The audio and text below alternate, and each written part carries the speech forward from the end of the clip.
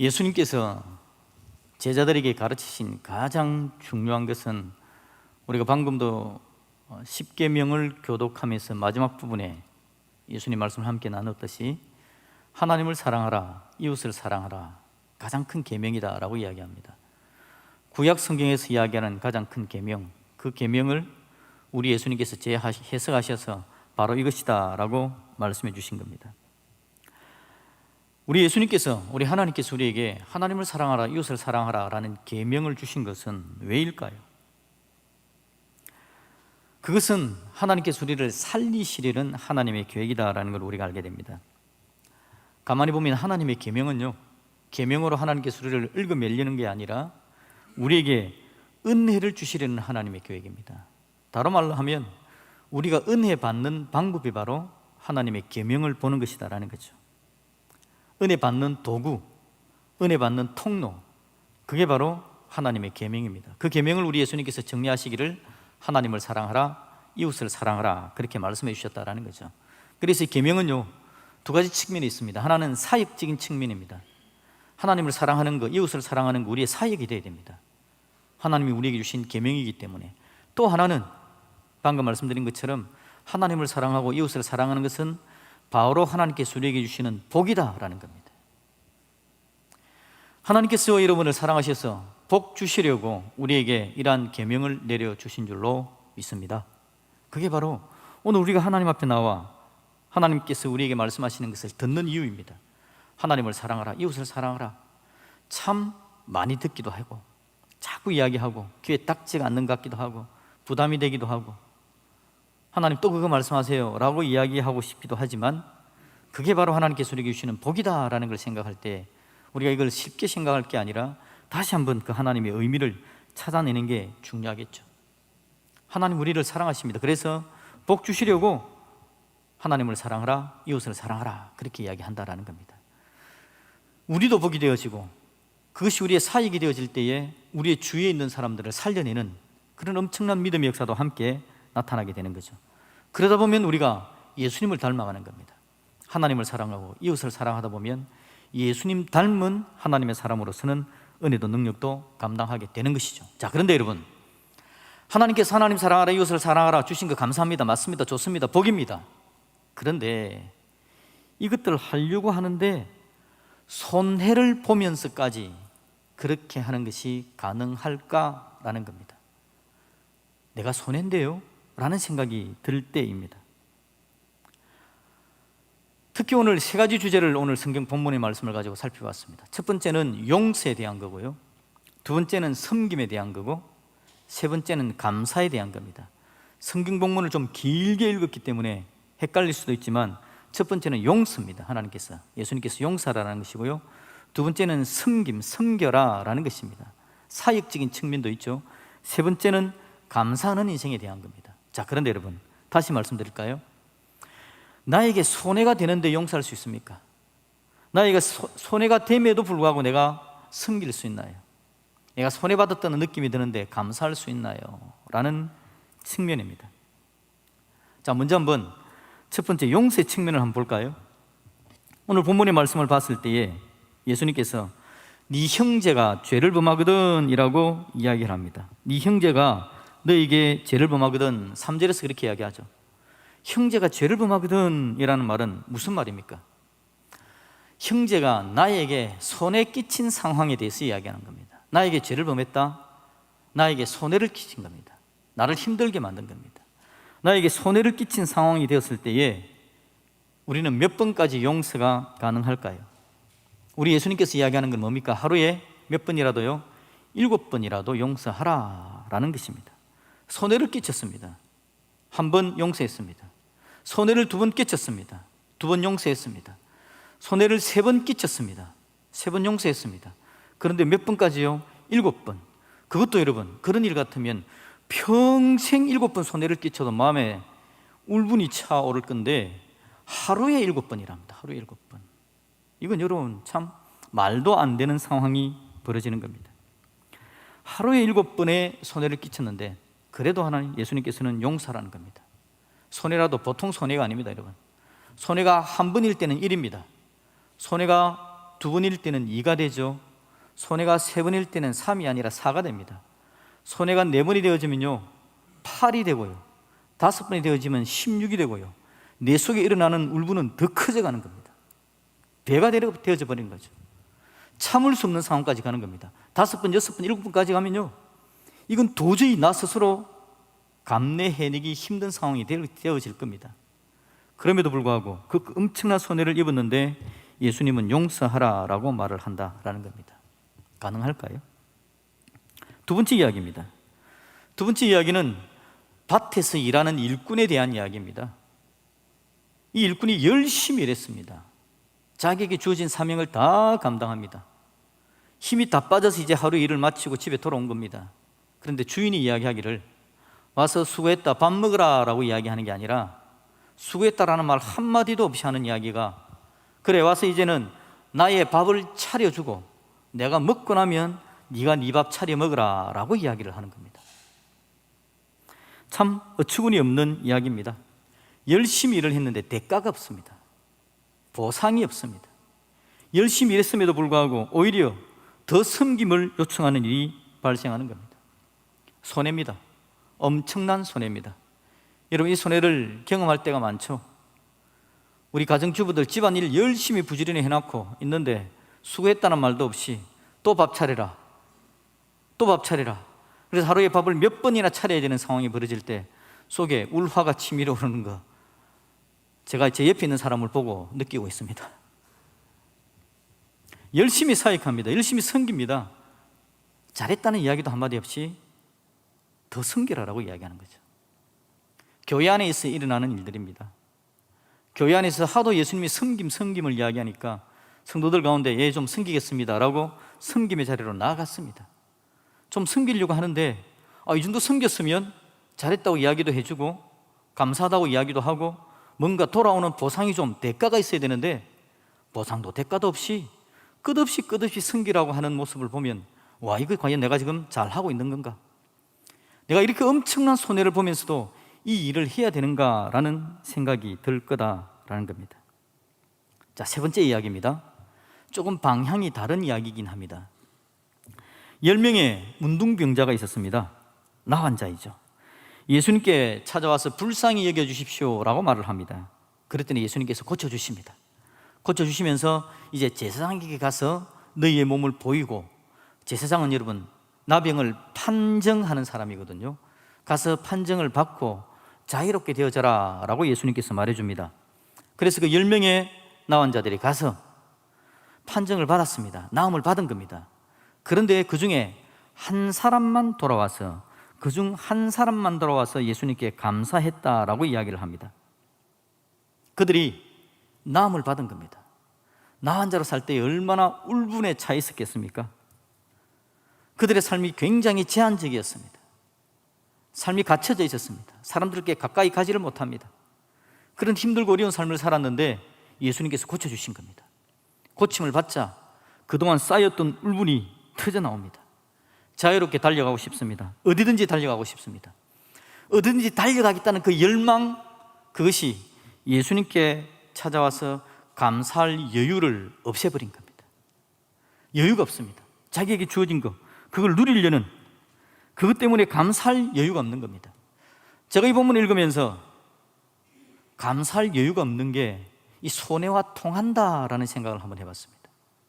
내가 뭔가 계산을 했는데 계산상 내가 하고 싶은 걸 하려고 달려가다 보니까 해야 될 일을 못하는 것, 이것을 하는 게 오히려 손해가 되어지는 것, 이것과 통하는 이야기다라는 생각이 들었다라는 거죠.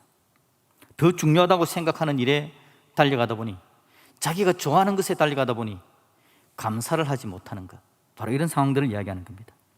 여러분, 손해봤다는 감정은 여유 없다라는 것과 통하는 겁니다. 손해봤다, 내 마음에 여유가 사라져버리는 겁니다.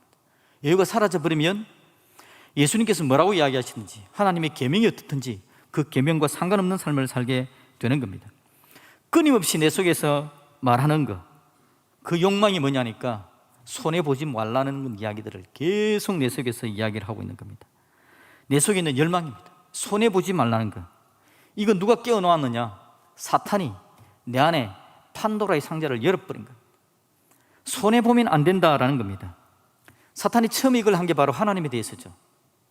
하나님에 대해서도 하나님만큼 높아질 수 있다라는 이야기를 합니다. 그러면서 사탄이 아담에게 이야기하기를, 하나님은 왜 하나님이고 너는 왜 너니? 하나님 앞에서 손해볼 필요 있겠어? 하나님만큼 높아지면 되는 거잖아. 인생의 판도라의 상자를 열어버린 겁니다. 그래서 인생은 자기가 손해보면 되지 않는다라는 열망에 가득 찬 삶으로 살아가게 되는 거죠. 손해보지 말아야 된다는 개념을 가지고 모든 걸 보는 겁니다. 세상 사람들도 봅니다. 자녀도 봅니다. 교회 안에서 하나님의 말씀을 들을 때도 거기에 사로잡혀서 하나님의 말씀을 듣는 겁니다. 그러니 용서도 할 수 없고 섬김이 될 수가 없고 감사가 사라지게 되는 겁니다. 오늘 세 가지 주제라 그랬습니다. 하나님께서 하나님을 사랑하라, 이웃을 사랑하라. 하나님께서 귀한 계명을 주셨는데 과연 손해를 보고도 그것이 가능한가? 손해를 보고도 용서가 가능하며 섬김이 가능하며 손해를 보고도 감사가 가능한가라는 이야기입니다. 자, 이 주제를 펼쳐가고 있는데요, 5절에 보니까 제자들이 사도들이라고 표현되어 있습니다. 사도들이 예수님께 뭐라고 이야기합니까? 우리에게 믿음을 더하여 주소서라고 이야기합니다. 우리에게 믿음을 더하소서, 이게 사도들이 예수님께 한 이야기입니다. 사도들이 이렇게 이야기하는 이유가 뭘까요? 왜 믿음을 더해달라는 겁니까? 들어보니 예수님의 명령의 심각성을 알겠다라는 겁니다. 앞쪽에서 이야기하기를, 작은 자가 실족하게 되어지면 네 목에 연자맷돌을 메고 네가 바다에 빠져버리는 게 오히려 낫다라고까지 이야기합니다. 이게 얼마나 심각한 주님의 명령인가를 알게 되는 거죠. 예수님께 주시는 놀라운 복이기도 합니다. 용서, 섬김, 감사, 하나님 사랑, 이웃 사랑에 있어서 주어지는 놀라운 복이기도 합니다. 복이지만 손해봤다는 감정이 그걸 못하게 하는 상황이죠. 그런데 그런 감정 때문에 못하고 있는 사도들조차도, 제자들조차도 예수님을 쫓아다니고 있었지만 용서가 안 됩니다. 손해를 보고도 섬김이 되어지질 않습니다. 감사도 잘 안 됩니다. 그런데 우리 예수님께서 제자들한테 이야기하기를, 실족하는 자 있으면 네 목에 연자맷돌을 메고 바다에 빠져버리는 게 낫다까지도 이야기하니까, 이게 보통 이야기하는 게 아니라 지금 예수님께서 굉장히 심각한 이야기를 하고 계시는 건구나 라고 깨닫게 되어지는 겁니다. 그런데 심각한데 자기 자신들을 돌아보니까 능력이 없습니다. 용서할 능력이 없습니다. 계속해서 손해를 보고도 섬겨낼 능력이 없는 겁니다. 내 안의 욕망을 따라가느라고 감사해낼 여유가 내 안에 없는 겁니다. 그러니 그냥 예수님께 이야기하는 거죠. 예수님, 그냥 믿음을 좀 주십시오. 믿음을 좀 주셔야 되겠습니다 라는 이야기를 하고 있다는 겁니다. 여러분, 믿음에 대한 이야기를 제가 한번 하고 있습니다. 제 이야기를 한번 해보겠습니다. 별로 재미없는 이야기지만, 시골에서 한 어린 소년으로 제가 자랐죠. 굉장히 촌구석이었습니다. 제가 생각해도요. 옛날에 여러분, 화장실의 특징이 뭡니까? 오물 처리가 잘 안 되기 때문에 화장실은 멀수록 좋다라는 그런 이야기 있지 않습니까? 화장실은 멀수록 좋다. 그래서 화장실에 가려면 마당을 가로질러서 흙간 쪽으로 가야 되는 겁니다. 그때는 여러분, 전기가 안 좋아서 그러는지 밤에 유난히도 어두웠습니다. 집 안에는 30촉짜리, 30와트짜리 배기를 전구를 켜놓는데 화장실 쪽은 5촉짜리, 5와트짜리 전구를 켜놓기 때문에 왜 그렇게 희미했는지, 화장실은 멀고 어둡고 희미하고 냄새도 좋지 않습니다. 심각한 상황입니다. 그런데 급 많은 초등학생이었던 저는 그곳에 앉아있는 게 굉장히 힘들었습니다. 부시럭 소리가 나면 뭐가 오는 것 같고 풍덩 빠질 것 같고 막 두려움으로 가득 차 있는 그런 시간들을 보내고 있었죠. 그러던 어느 날 제가 찬송을 계속해서 입에 흥얼거리고 있을 때였습니다. 주일학교에서 배운 노래, 여호와는 나의 목자시니 내게 부족함이 없으리로다 라는 찬양을 그때 한참 부르고 있었고, 제가 왜 그런지 모르지만 그 찬양을 입에서 계속 엎드리고 있을 그런 때였습니다. 그날도 똑같은 그날, 어두울 때 왜 화장실은 또 어두울 때만 가게 되는지 모르겠습니다. 그 밤에 검은 화장실에 희미하고 어두운 그곳에 앉아 있는데 두려움이 오는 거죠. 그런데 두려움이 오는 순간 자연스럽게 계속 찬송을 하고 있었기 때문에 제 입에서 찬송이 나온 겁니다. 여호와는 나의 목자시니 내게 부족함이 없으리로다. 찬양을 하는데 갑자기 내 마음에 드는 생각이 하나님이 내 속에서 쑥 올라오는 겁니다. 하나님이 내 안에서 쑥 올라오면서 내가 뭘 지금 겁내고 있지라는 생각이 들었다라는 거죠. 그러면서 여러분, 화장실에 대한 두려움이 그때 극복이 되어버렸습니다. 그 이후로 제가 화장실에 가는 게 겁나지를 않았습니다. 밤에 가든지 낮에 가든지 화장실에 가는 게 전혀 두렵지 않은 인생이 되어버렸죠. 대단한 인생이 된 겁니다.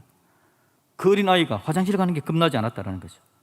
다음부터 불편함을 전혀 느끼지 않았다는 겁니다.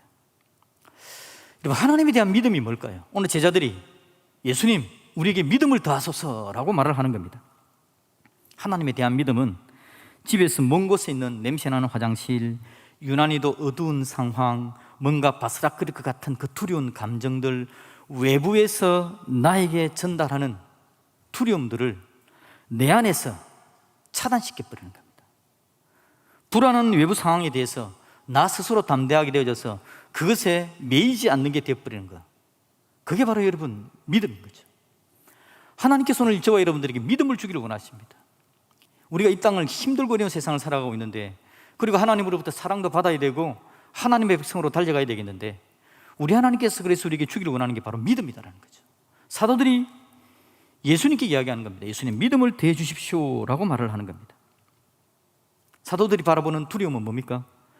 손해를 끼쳤음에도 불구하고 내가 용서하면 나의 손해는 누가 채워준가라는 두려움입니다.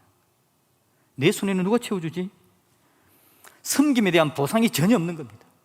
부지런히 섬겼음에도 불구하고 대가가 없습니다. 보상이 없는 겁니다. 너무 큰 손해를 입고 있는 겁니다. 이 손해를 누가 채워준단 말인가 라는 두려움입니다. 이 두려움에 빠져있는 제자들, 그 제자들이 발견한 답이 예수님께, 예수님, 나에게 믿음을 주십시오, 우리에게 믿음을 더하소서라는 말이었다라는 겁니다. 여러분, 3절에 보면 예수님께서 이 상황 속에 사시는 이야기가 뭐냐니까 스스로 조심하라 라는 말을 제자들에게 들려줍니다. 어떤 상황입니까? 어린아이, 작은 자를 실족하게 만들어가지고 목에 연자맷돌 메고 바다에 빠져지는 그 상황들에 대해서 이야기하시면서 예수님께서 스스로 조심해라 라고 말합니다. 이 이야기는 잘 생각해봐라 라는 겁니다. 너도 잘 생각해야 돼 라는 이야기를 지금 하는 겁니다. 여러분, 용서, 섬김, 감사라는 제가 3가지 주제를 가져왔습니다. 용서, 섬김, 감사는 가만히 생각해 보면 어쩌면 타인을 위한 겁니다. 타인을 위하는 것이죠. 그런데 여러분, 믿음의 눈으로 예수님께서 보기를 원하는 겁니다. 그게 과연 타인을 위한 거니? 라는 건데 돌아보니까 예수님께서 하시기를 원하는 건, 그건 타인을 위한 게 맞지만 그보다 더 우선적인 것은 너 자신을 위한 것이다 라는 걸 알려주는 겁니다. 예수님께서 우리에게 주시는 계명과 같은 겁니다. 하나님을 사랑하라, 이웃을 사랑하라. 이웃을 사랑하는 게 다른 사람을 위한 것 같지만 결론적으로 주님께서 우리에게 원하시는 것은 그건 바로 네가 복받는 방법이다 라고 알려주시는 것이죠. 우리 예수님께서 우리에게 믿음을 주시는 것은요, 믿음을 주시는 것은 믿음의 눈을 뜨고 세상을 보게 되는 겁니다. 용서와 섬김과 감사가 타인을 위한 것이 1차적인 것처럼 보이지만 사실은 그것보다 더 중요한 게 나 자신을 위한 것이다라는 게 보여지는 게 뭐냐? 믿음의 눈이라는 거죠. 믿음의 눈으로 보면 그게 결코 손해보는 게 아니라 내가 하나님으로부터 복 받고 있는 것이다라는 걸 보게 된다라는 것입니다. 여러분, 용서와 섬김, 감사를 가능하게 하는 것, 그게 바로 믿음이다. 이것은 손해보는 것이 아니라 구원받은 하나님의 백성의 능력을 누리는 것이다 라고 우리에게 알려주는 것이 바로 믿음이다라는 거죠. 그러니 제자들이 예수님께, 예수님, 우리에게 믿음을 더하소서라고 말을 하고 있는 겁니다. 여러분, 우리 인생 가운데서 우리를 왜곡시키는 것들이 얼마나 많은지 모릅니다. 우리가 죄성에 빠져 있는 존재들이기 때문에 세상에 있는 여러 가지 생각들이 우리를 잘못 판단하게 만듭니다.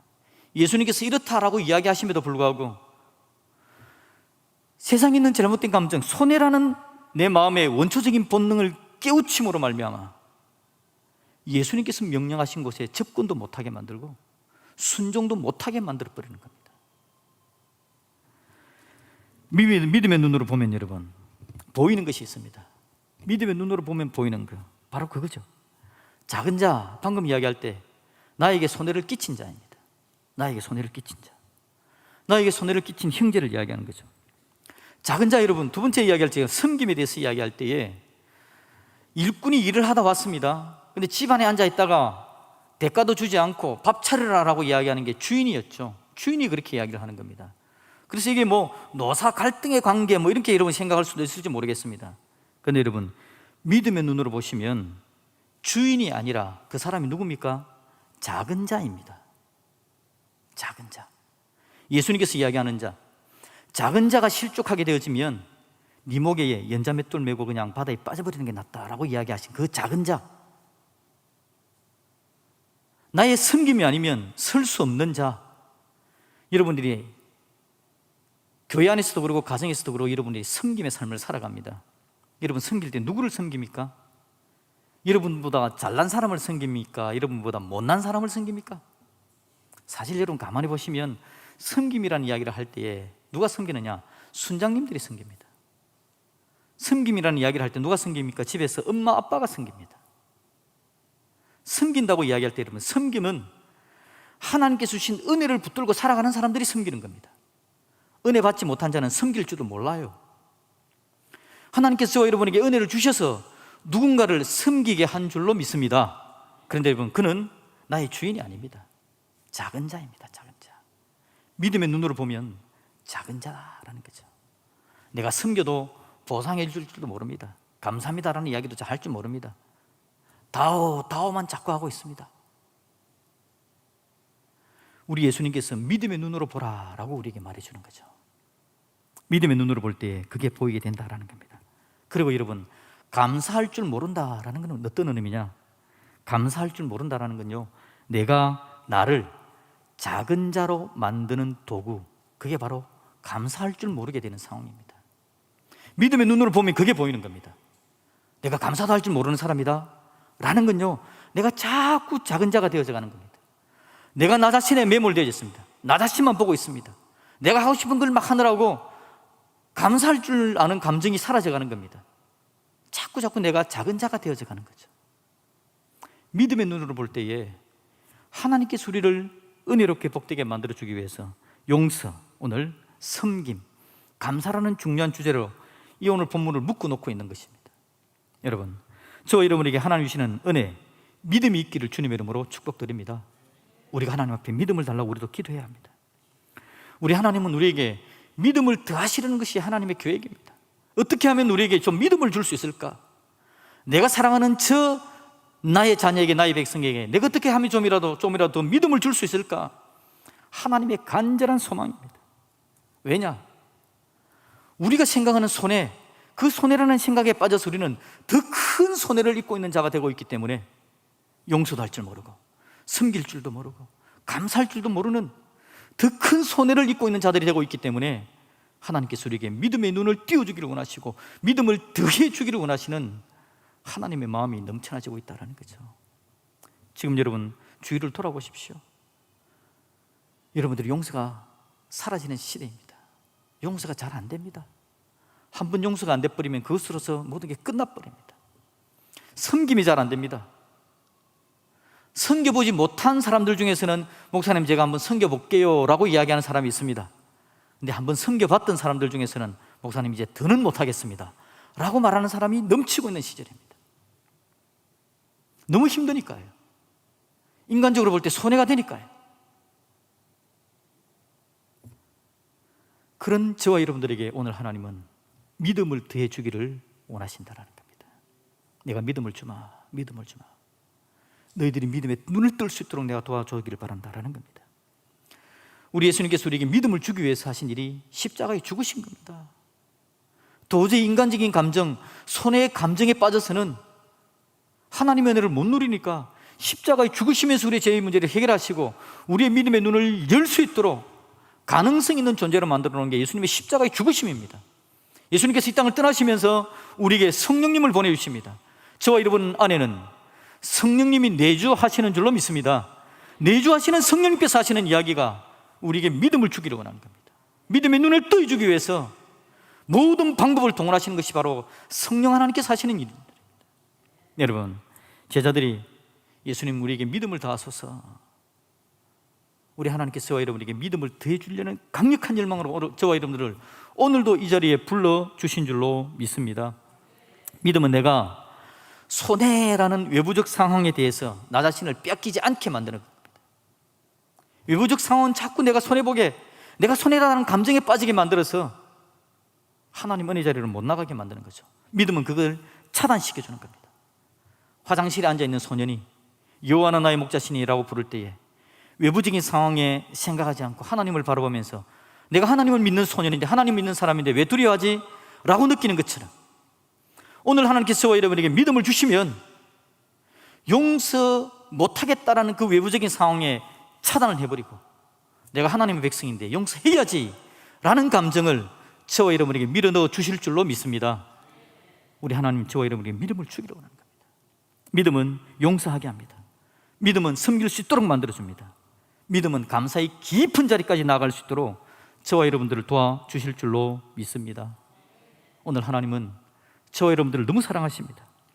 손해의 감정에 우리 자신들을 빼앗기지 않으시려고 오늘도 은혜를 더하셔서 사랑 가운데 설 수 있도록 해주시고 하나님을 사랑하고 이웃을 사랑하는 자가 될 수 있도록 오늘도 믿음을 더하시는 그 하나님 앞에 제자들이 간절히 바란 것처럼 우리에게 믿음을 더하소서라고 우리가 반응하며 하나님 앞에 세워져서 그 놀라운 믿음의 역사를 누릴 줄 아는 저와 여러분들이 되어지기를 우리 주님의 이름으로 축복드립니다. 아멘.